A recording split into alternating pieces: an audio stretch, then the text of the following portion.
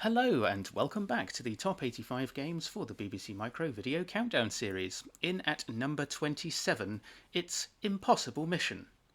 Yes, you did hear that correctly. This is not to be confused with any other combination of these two words.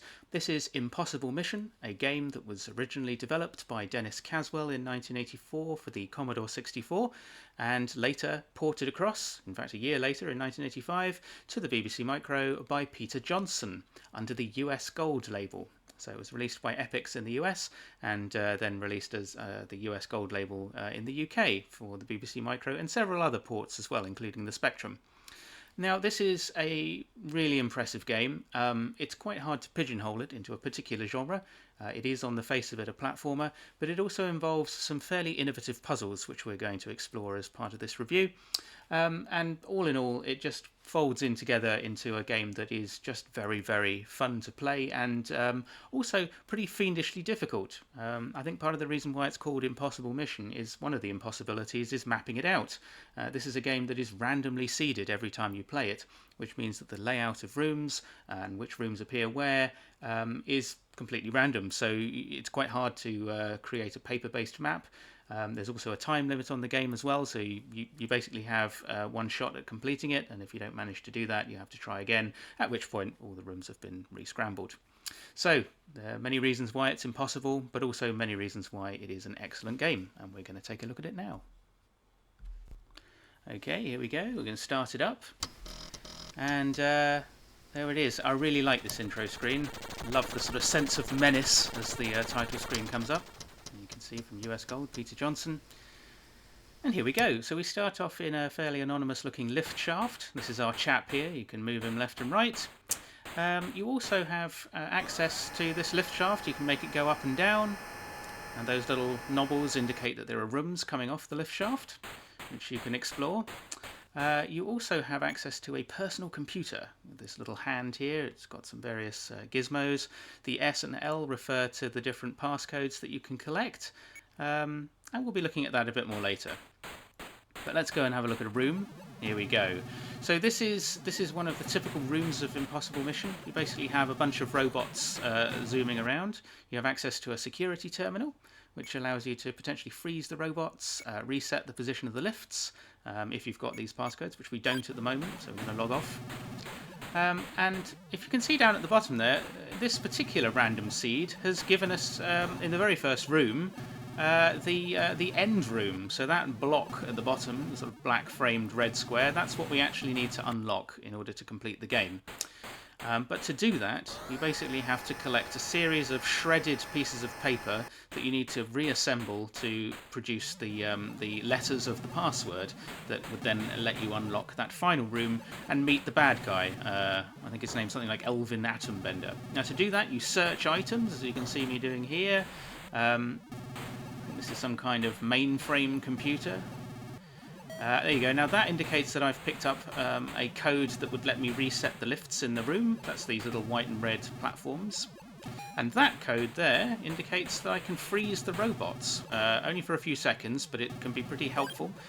That indicates I've picked up one of those shredded bits of paper, so we'll need to collect quite a few of those before we can start to do anything with them.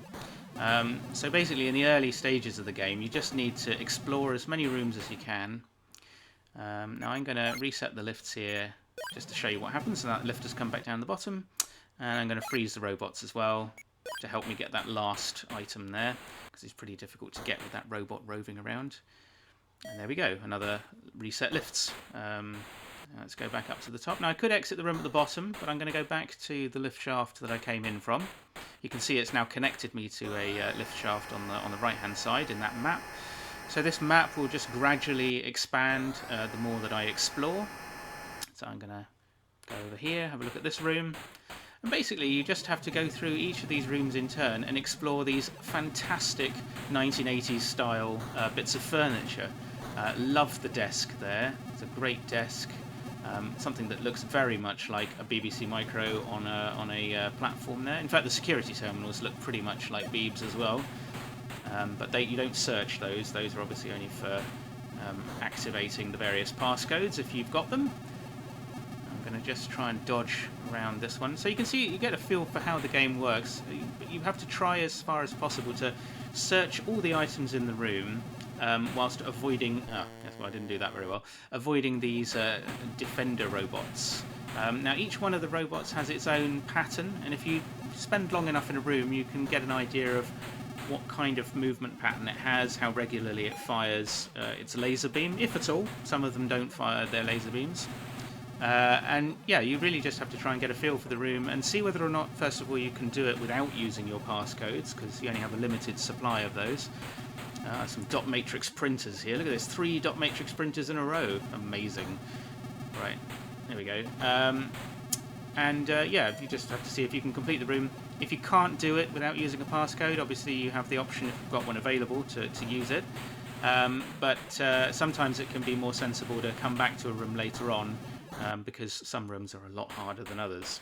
And what you shouldn't do is waste your passcodes on rooms that actually you could probably have completed without them. We've got another technology room here. Got a nice desk. I like how when he sort of turns to face it, it looks like he's sitting in the chair. That's quite nice. Oh, another bit of paper. Nothing here. I have to say, there's nothing more frustrating than getting to a hard-to-reach item in a room, searching it, and then finding nothing here. Now, going back to what I was saying in the introduction, the things that are contained in these items that you search is also entirely random. So it really is very difficult to use past gaming experience of Impossible Mission to figure out what things you should search and what you shouldn't. You basically have to search absolutely everything in order to get all of the relevant bits of paper, which will be scattered across the various rooms. And then, as I say, once you've got those, you can start to stitch them together using your personal computer, and yeah, then hopefully reveal the password that lets you into that sinister room that we were in at the beginning. So I'm going to do a bit more searching here. These robots are fairly tame. They don't actually fire anything, so don't need to waste any codes on those. Just need to rearrange the lifts, and then I'm going to pop out this side and see what's going on over here. This lift shaft is directly connected to another room. Slightly cosy sort of fireplace at the top with an armchair. Right, I'm going to freeze these robots, and there we go. Let's see if we can get all the way across. Oh dear, messed that one up. And I don't think they're going to stay frozen for long enough for me to reset the lifts. So let's just go back and try that again. Reset the lifts. Yeah, I think they're going to come back to life pretty soon. There we go. Oh. Straight into the laser beam. Okay, well, I think I'm going to skip this room for now and see what else we can explore. I do like the sound effect for the lift and the lift shaft. It's quite a nice sound humming away. Right, we've got another... Oh, the robot right there. So you should be careful coming into this room. Okay, he doesn't look like he's actually firing anything. So let's explore these mainframes. Are they mainframes, or are they some kind of vending machine? I think it might be a vending machine. To say the thing up there, that red-looking item. Oh, hang on. Oh dear. Oh, caught between a robot and a robot. That wasn't so good. Yeah, that dark red thing at the top there looks, or middle to top row, looks a bit like a cigarette vending machine. You don't see those anymore. Used to be fairly commonplace in the 80s, but definitely not anymore. Okay, over here. Oh my goodness! Oh, somersaulted right into him. Oh dear. Right, he's not doing too well here. Okay, let's try and line these lifts up. To go away before it can go up. There we go. Now, some of these robots have a really nasty pattern where they only move if you move, so to speak. So once they go from one side of the room, if you stay there, they don't go out of the way until you've moved somewhere else in the room, and then they'll follow you. It can be a bit annoying when they get stuck next to a lift that you need to access. Right, okay, we've managed to get most of those. Let's go for the cigarette vending machine next. Nothing. Okay, I'm not quite sure what that device is there. It's some kind of ventilator or fan or a storage heater. Okay, right, well, we've managed to clear the room. There's some excellent palette switching in this game. Obviously the lift shaft remains a consistent black, white, blue and green, but every room is a sort of various different shades of 4 colours. This one sort of got a what I would call the codename droid colour scheme. Oh dear. Just try and access that bookcase without getting zapped. So I think we just need to hop over here, wait for him to turn round. Okay.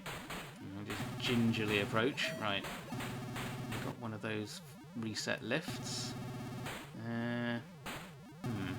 Oh! Pretty annoying when you don't quite line the somersault up properly. Anyway, we've managed to clear that room, so... Oh, no, actually, I think I need to... Oh, they've gone onto some kind of strange cycle probe. Oh, hang on. Did I want to do that? I think I need to allow... Yes, there we go. Now I've got a lift that lets me down to the bottom. Oh, they seem to have frozen. Interesting. I'm a bit nervous here. Just, yeah, okay. Let's try. I think we can chance it. Now you do have to be careful when you go into search stance, because if you notice, his legs sort of go into a sort of bit of a man spread as he does the search, and the legs can hit the robot if you're not careful. All right, just one more bookcase to go. All right, let's try that one. Oh, okay. Well, we're done with this room. I'm going to exit over here, go into the next lift shaft along.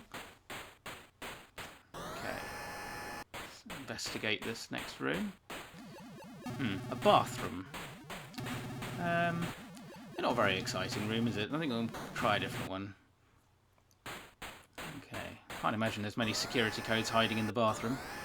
Well, you never know, I suppose. Oh, I don't like this one. I recognise this room from... Oh. See, you do have the ability to jump a bit further if you can get to the edge of... No. Oh dear, I'm wasting my... Well, that's an important thing to call out with Impossible Mission, actually. You don't have lives. Oh, goodness gracious. What you have is a time limit. Every time you do lose a life, depending on the manner in which you lose it, it shaves off, I think, about 10 minutes of your total time. So obviously, losing lives is not something that you want to do too much of. Certainly not the rate that I was going through them there. I must have knocked off at least half an hour's worth of time. But yes, that's the penalty. So I quite like it as a game dynamic because it does give you the opportunity to get a bit further into the game, albeit that you might never actually complete it. But it's a bit more forgiving, I suppose, than games where losing lives is, well, something that can be done very quickly, and then that's really annoying. Look, he's right in front of that bookcase. See, I need to tempt him away from it. No, that's not going to work, is it? Look, he's going to go over there now. Don't make much of this room. I think I'm going to try robot freeze. Right, now I should be able to get up to the top again.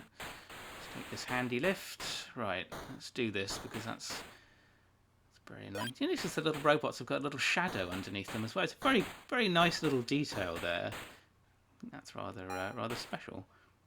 I don't even noticed that until just now. Right, that's that cleared room. Let's move along. Nothing further down this lift shaft, so...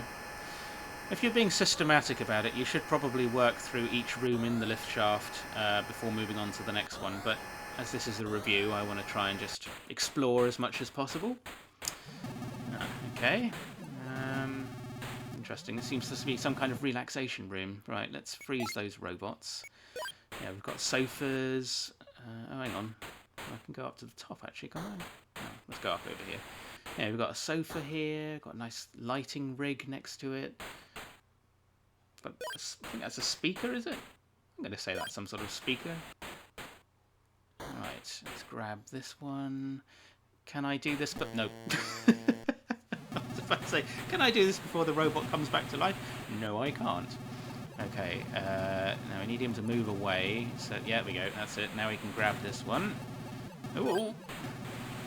Now, let's see. Should we just go up? Let's go to the top right of the room. Zoom all the way up. There we go. You have to say, I mean, the as much as anything else that's good about this game, the smoothness of it is just wonderful. It really does hum along. Now this is a bit of a Simon game here. So basically, you have to listen to the tones and then do them from lowest to highest. So when it's just 3, it's quite easy. Then you get 4.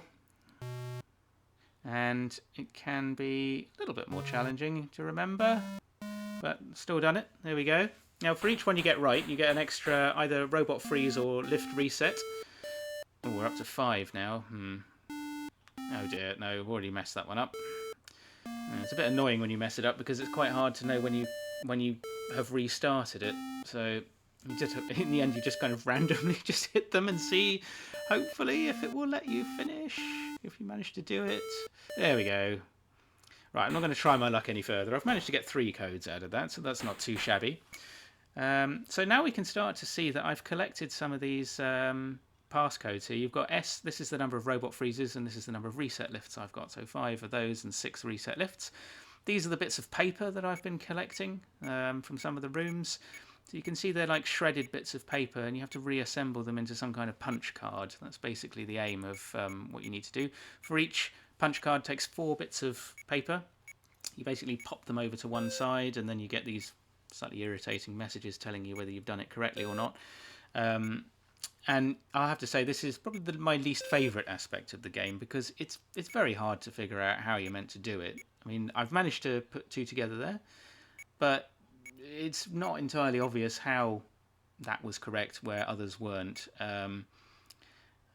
You can assemble up to 4 at a time in the spaces on the right hand side.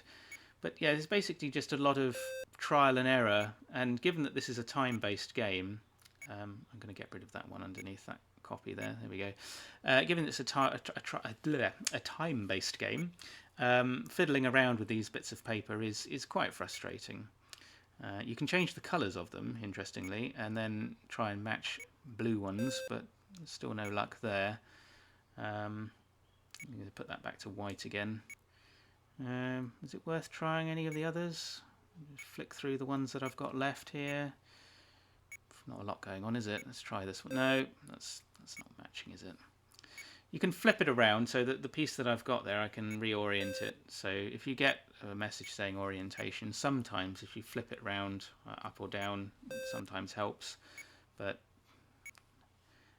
I think I just don't have the right pieces yet. So I'm going to try building another one, maybe. Maybe that one fits on the top. No, it's probably the wrong way round. About this one here. No, wrong puzzle. That's completely the wrong one. No, that's no good either. So yeah, it kind of gives you some indication of how much time you can very easily waste on these puzzles. And I don't find them particularly exciting, let's be honest.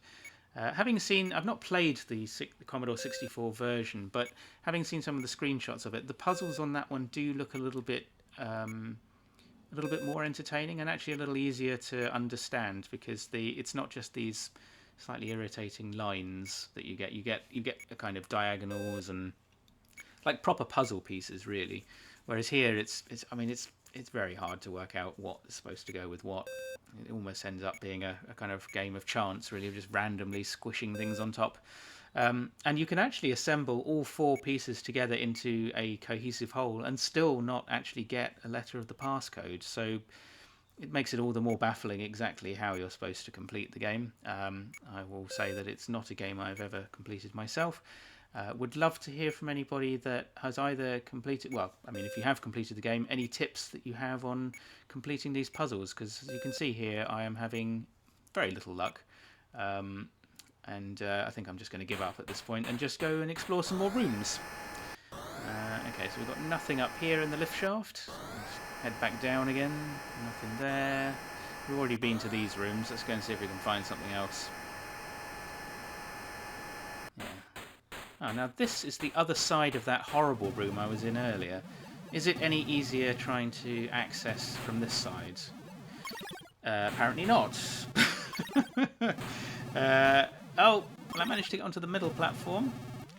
We should have just probably paused there before Oh, no, dear. Okay. No. No. It's not working, is it? Right.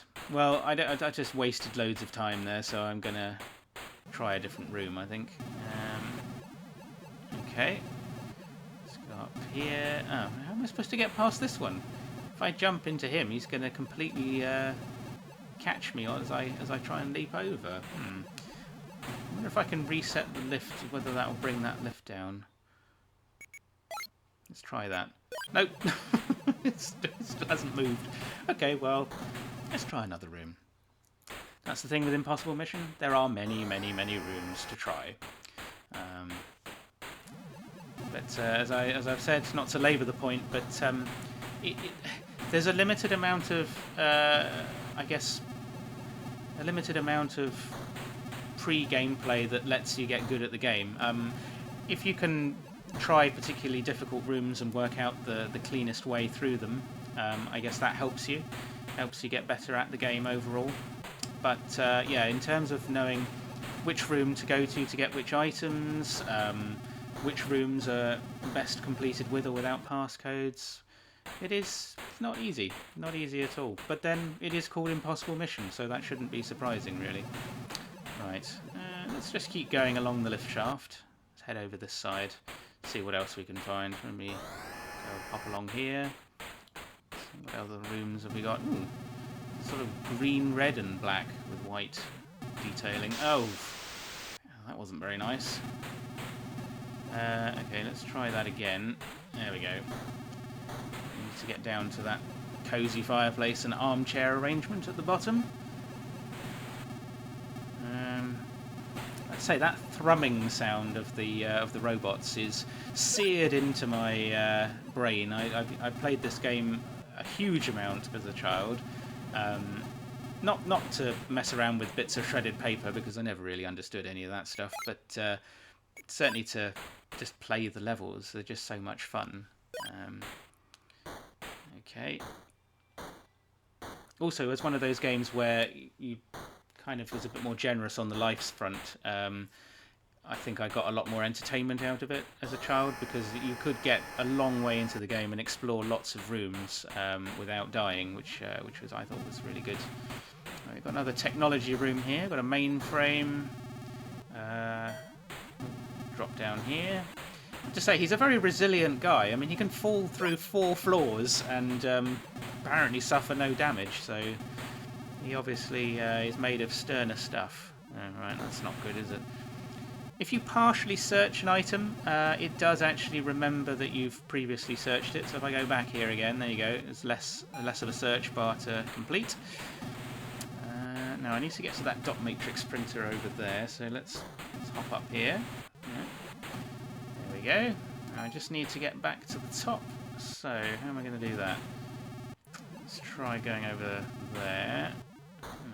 Just follow him. Wait for him to turn and... Oh, caught my foot. Alright. I have to say, he sounds like he's wearing tap dancing shoes. His feet really do clatter as he goes along. I like it though, it's a nice effect. Ooh. Okay. Interesting room.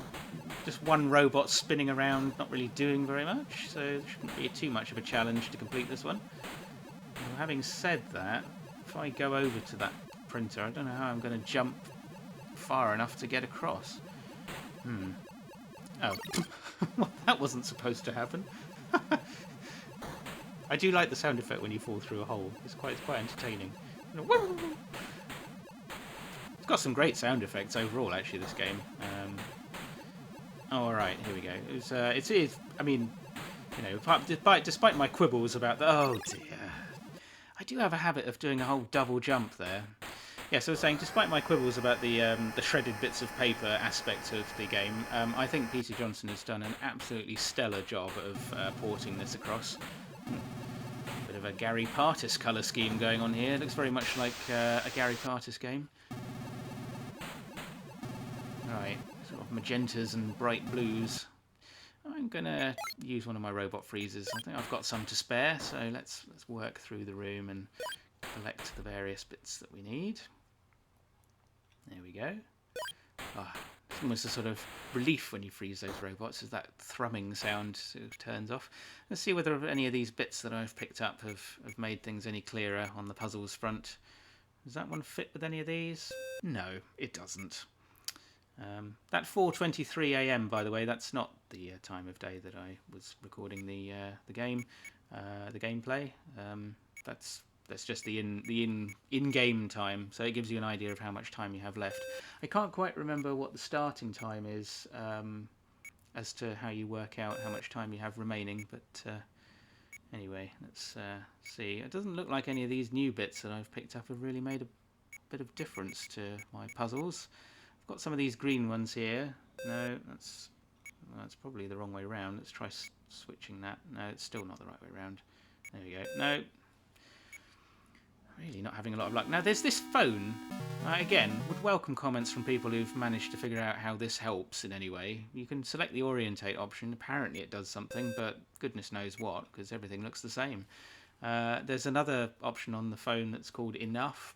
I still don't really understand, having read the instructions, what that's meant to do. Doesn't really seem to achieve a lot, but it uses time. So not as much time as losing a life, and I think it takes 2 minutes off your total time. So again, not really clear on the functionality of that. I'm going to stop playing around. I think, well, maybe I'll give one more go. I feel like I should have managed to have picked up something else that would have fit with the items I've got. It is quite frustrating that none of these things seem to fit. No, I seem to have I've just recreated exactly the same one because I've got above. That's the other thing, is when you do fit pieces successfully together, it's quite hard to sort of ascertain that you haven't repeated pieces, because they're just copies that you're putting on the right hand side. So yeah. Also, don't really know how once you've successfully completed a piece, that it removes the pieces of paper altogether from your inventory. But as I say, as I've never really got very far with these particular puzzles, it doesn't really work for me. I much prefer the Simon puzzle with the tones, which you have to assemble from lowest to highest. That feels like more fun to me, I have to say. Okay.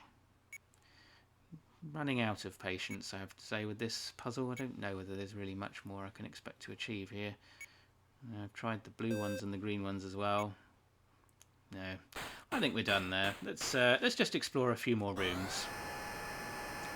So I've kind of done this a bit haphazardly, because I've made my way all the way across to the far side of the lift shafts.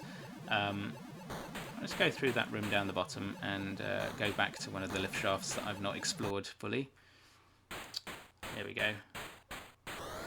Yeah, as I said before, the strategic way is to complete a full lift shaft of rooms before moving on to the next. Oh, he's a bit sudden there.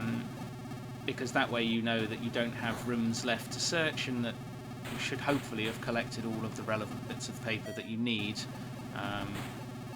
Always a good idea to make note of which room had the black framed door of doom, which is where the big bad guy is waiting. Apparently, in the Commodore 64 version, there's a synthesizer that's a voice synthesizer that's used as part of the game. So the bad guy periodically says things to you as you're playing the game, like "no, no," and other slightly hammy words. Or I think what was the other one? Is "kill him, my robots," and this kind of thing. Bit of a shame that didn't make it into the Beeb version, but I can understand why.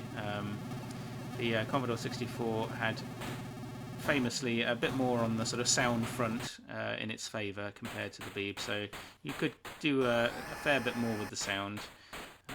Not to say that Beeb games don't have some voice synthesizing going on.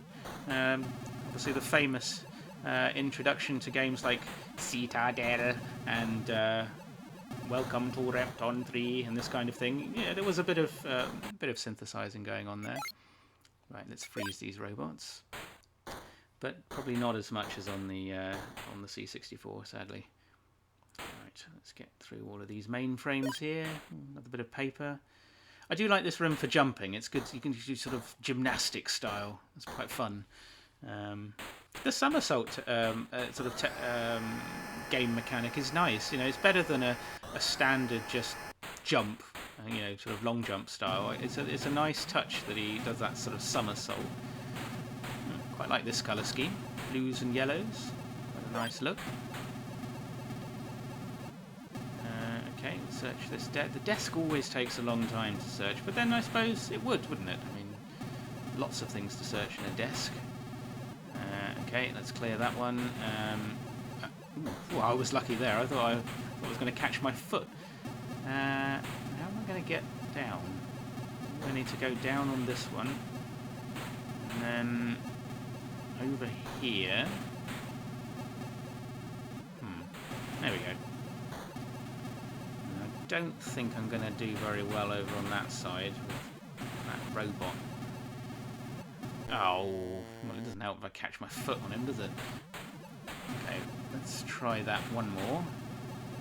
Okay, so, right, wait for him to spin and over. The one below needs to stop firing so that I can search this. And then, oh! See that? I think this room is pretty much impossible to do without a robot freeze. I think that's my conclusion. You need at least one robot freeze there. Okay, let's pop down here. Doesn't look like we've got anything left here. Alright. Let's go through and across. Continue exploring the other lift shaft. Did any of those bits of paper make any difference to my puzzle? No. I always feel like I should give it a go. You know, when you get new bits, you think, well, I should try and just see if it's made any difference to the things I've been collecting. But, I mean, no. I mean, I don't know. I want to like this part of the game. I really do. I've really persevered with it over the last couple of weeks when I've been doing some practice plays for making this review. I've been trying to kind of get into this puzzle aspect of it, because I like everything else about the game so much. I feel like I ought to enjoy this piece as well. And of course you can't complete it without being able to do this. But I don't know. It just doesn't work for me. There's not enough to go on, really. One thing having a hard puzzle if you know what the rules are, but the rules on this one are just very hard. Ooh, I don't like the colour scheme here. This is very weird. Sort of slightly sort of UV looking. Okay. Now the game doesn't go on indefinitely, so you can eventually die altogether. So and that's when your time runs out. So what we're going to do, I'm not going to make the review the full length of the game, but I think once I've had a once through here, I think what I'm going to do is probably commit suicide. So what I'm going to do is just going to blitz my lives as many times as are necessary to really wind down the time on the clock. Just because I think that the end of game effect is really cool. Okay, well, I actually had quite a few. There we go. Isn't that great? Love it. It's a really good end of game sequence, and I like this sort of scrolling text here as well to tell you that it's game over. Well, it's been quite a long review compared to the average of the ones that I do, but I really do enjoy this game, and there's just so much of it to explore. And just as a sort of final point, just to demonstrate, if you do start the game again, you'll notice that the lift shaft is completely different, and the rooms that come off it are completely different. So if I go into this room here, for example, this is a room that appeared somewhere else in the game earlier. And that's Impossible Mission for you. It is a very difficult game to complete, not least because you can't really map it out. But there you go. It keeps you occupied and it keeps you coming back for more, and that makes it all the better as a game. So anyway, I hope you've enjoyed this review. Hope you'll agree with me that this is a fantastic game for the Beeb. Do give it a try if you've never played it before. Yeah, I hope you'll join me for the next video in the series. And I'm going to leave you with the lovely tones of the Impossible Mission lift shaft. Do join me again next time. Goodbye.